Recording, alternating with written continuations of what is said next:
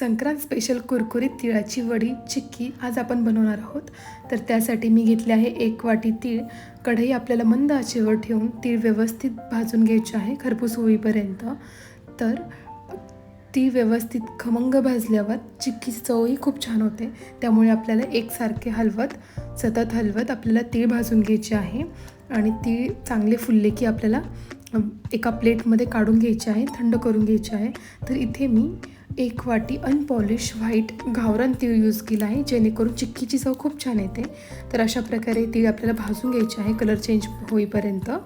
तर आता पाक करण्याआधी मी पोळपाटाला 1 चमचा तूप लावून ग्रीस करून घेते आहे आणि त्याचबरोबर बेलण्यालाही ग्रीस करून घेते, जेणेकरून चिक्कीचं मिश्रण टाकल्यावर ते चिटकणार नाही।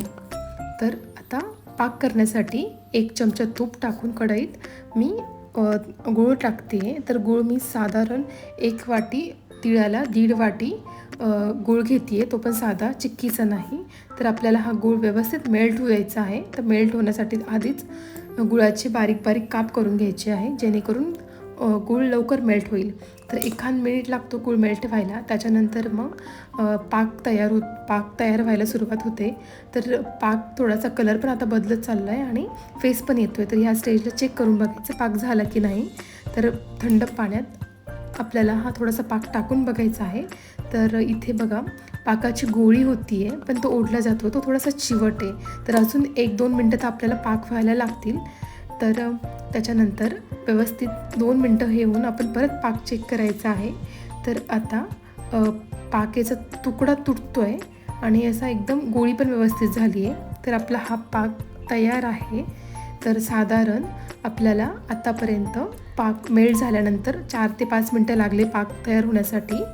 आणि आता ह्या स्टेजला आपल्याला त्याच्यात तीळ ॲड करायचे आणि व्यवस्थित मिक्स करून घ्यायचे। पण तीळ ॲड करण्यापूर्वी आपल्याला गॅस बंद करायचा आहे, म्हणजे जेणेकरून कडक होऊ नये म्हणून। आता आपल्याला तूप लावलेला पोळपाटावर हे मिश्रण काढून घ्यायचं आहे आणि स्पॅच्युलाच्या साहाय्याने थोडंसं पसरायचं आहे आणि 1 मिनिटभर थांबायचे, जेणेकरून नंतर लाटून घ्यायचं आहे। लाटताना गरम गरमच लाटून घ्यायचे, जेणेकरून पसरले पण जाईल।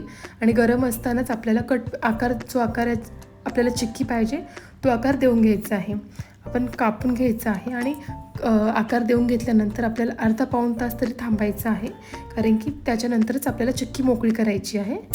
तर आपल्याला अर्धा तास थांबल्यानंतर आपण चिक्की मोकळी केली, थंड पण झाली पूर्ण। आता हे बघा अशी व्यवस्थित तुटल्या पण जाते आहे आणि अशी कुरकुरीत झाली आहे। तर तुम्हीसुद्धा ही रेसिपी नक्की फॉलो करा आणि करून बघा कशी झाली ते मला कमेंट्समध्ये सांगा।